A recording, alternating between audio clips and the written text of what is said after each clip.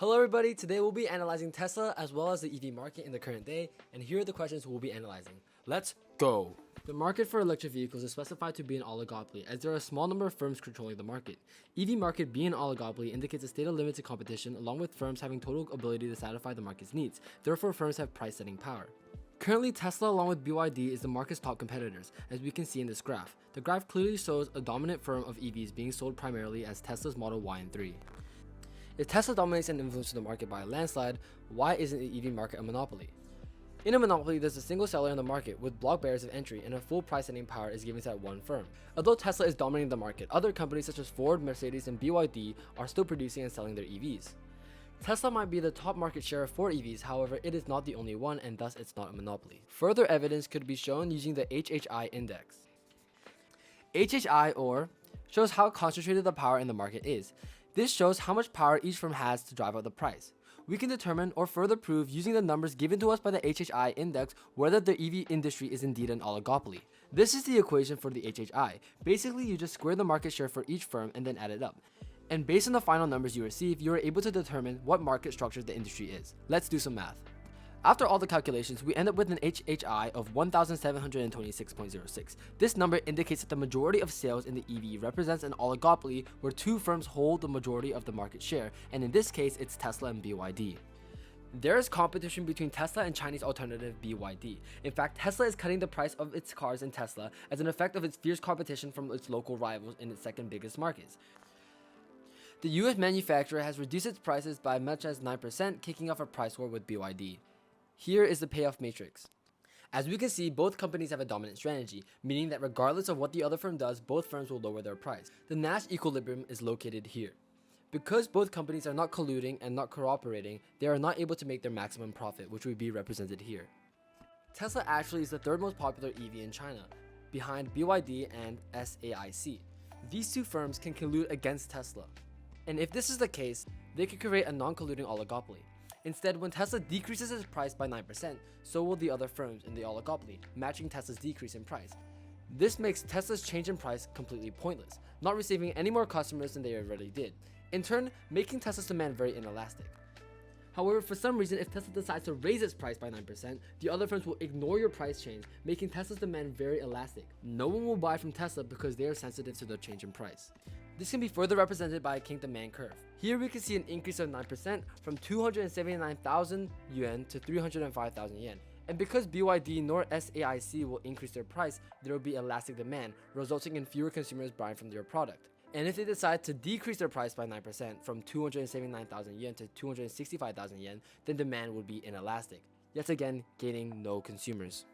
If you're wondering why it seems difficult for new brands or startups to enter the EV industry, it is largely due to the market's oligopoly structure. Oligopoly market structure are difficult to enter, with high barriers of entry. In an oligopoly, there must be some barriers of entry to enable firms to gain significant market share. In this case for EVs, the reasons that the market exists as an oligopoly include high demand from buyers to purchase from existing companies, high barriers of entry that require a large amount of capital, and high production prices.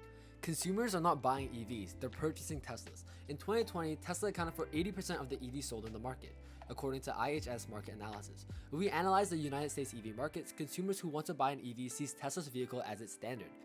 As consumers purchase from the EV market, they already have a high demand for Teslas due to the publicity, social media, and trends, which makes it impossible for other smaller firms to gain traction and enter the market. Although in recent years, Tesla's market share has been falling, around 56% in 2021, the other firms stealing the market share already have extremely prominent billion-dollar companies with their own developed platforms, such as Ford, Volkswagen, BMW, and General Motors.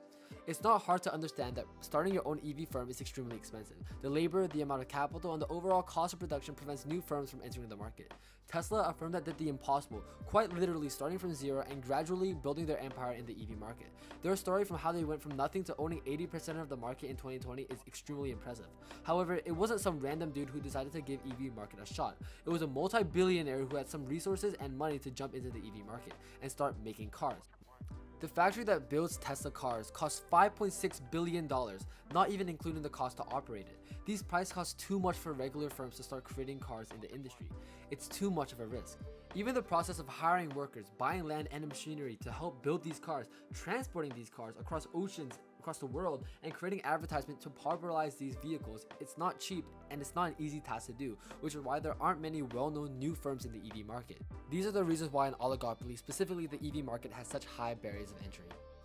The trend in the electric vehicle market has been a global increase in supply and demand over the past decade, and that has really shot up in recent years. In 2017, it cost Tesla $84,000 to make each vehicle. However, in 2020, each Tesla EV cost a remarkable $36,000 to produce. How has this been done? Economies of scale is when a long-run average cost falls as more output is being produced. It's the idea of getting bigger is cheaper. Tesla now, compared to 5 years ago, wasn't as big as it is today. Today, Tesla has 7 factories all over the world, all suited with efficient machines creating over 600,000 Tesla vehicles yearly, according to InsideEVs.com. Tesla is now producing at a larger scale, which means they can purchase expensive machines and resources in bulk. Total cost of production might be higher for Tesla now, however, the average cost to produce one car is much lower, which is why the costs have shot down from $84,000 to $36,000. Economies of scale also looks at consumer demand. Tesla would not invest in these expensive machines and resources if there were no demand for their product. In 2021, Tesla had a net income of $5.15 billion.